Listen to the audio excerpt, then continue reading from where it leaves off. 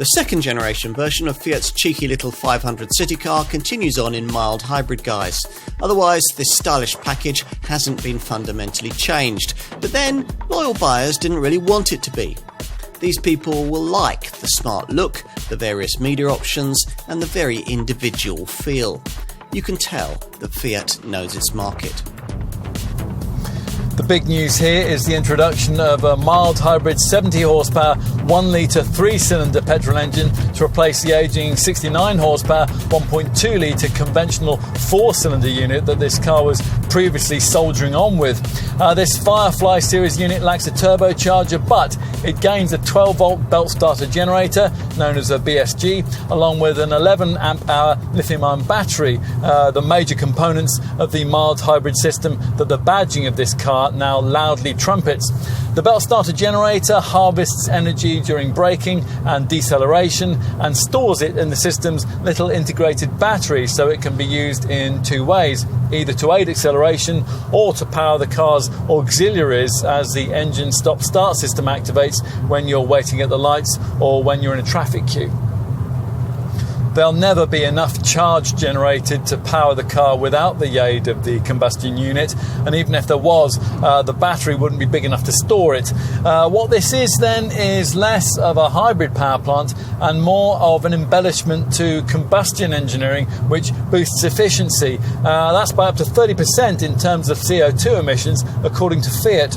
Now that brings us to the WLTP rated figures: 53.3 mpg on the combined cycle and up to 119 grams per kilometre of CO2. On the move, a few areas betray the age of this design, notably the ride, the steering feel and the shift quality of the manual gearbox, which now has 6 speeds. But potential customers will forgive this car a lot for its trendy demeanour, its cheeky engine note and its turn on the sixpence manoeuvrability. In an age where little hatches often tend to have become rather less little, this one remains appealingly small, still measuring at just 3.5 metres long, 1.6 metres wide and 1.5 metres high, which means it can fit into spaces even a mini hatch would have to avoid.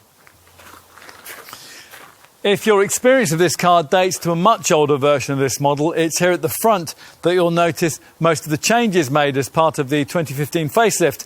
Perhaps most notably, the lipstick kissing theme of the LED daytime running lights, which graphically reproduce the zeros of the 500 name and frame lower corner lamps that take care of the dipped beam headlights and the turn signal duties. Underneath, as before, this car is based on the ageing underpinnings of a previous model Fiat Panda, but potential owners rarely know this and they rarely care if they do know. Here inside, delicious details are everywhere. The coloured fascia panels feature iconic 500 badging and they're colour matched against the bodywork. Nothing's changed as part of the evolution into mild hybrid power, unless you count the increased use of recycled plastic to create these restyled seats. It can still feel pretty up to date in here if you spend a bit extra and get this optional 7-inch TFT instrument cluster and this Uconnect centre dash touchscreen.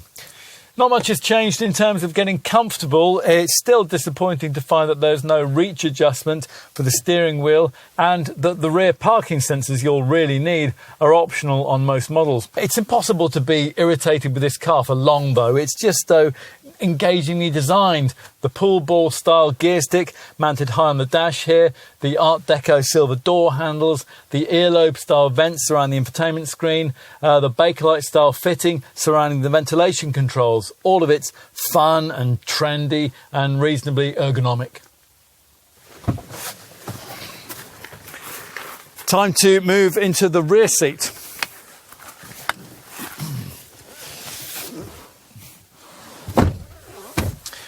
Well, given that the external dimensions of this car are so short, you won't be expecting to find much room here, and there isn't. Taller folk will find their heads brushing the roof. Larger adults will need to make full use of the elbow cutouts indented into the side panels. Most, though, will find the space provided just about sufficient for 2 people on short to medium journeys, and it'll probably be fine for kids who, of course, are provided with ISOFIX child seat fastenings. Out back, the boot has a high lip and a narrow opening, and it remains one of the more compact offerings in the segment.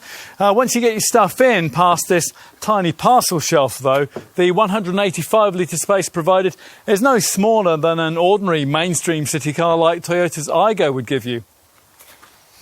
If you do need to carry more, then you can push forward the rear bench, and that split folds in all but the entry trim level variant. This frees up 550 litres in this standard hatch model. This second generation Fiat 500 breezes into its third decade on sale with as much self-confidence as it had back in 2007. If you're to want one though, you need to be clear about what you're getting here. As ever, it's unapologetically small, so all the same issues in areas like boot space and rear seat accommodation, they still remain. And the engine, now provided for all its hybrid badging, isn't really that electrified at all. We're okay with both those things, and we think many likely customers will be too.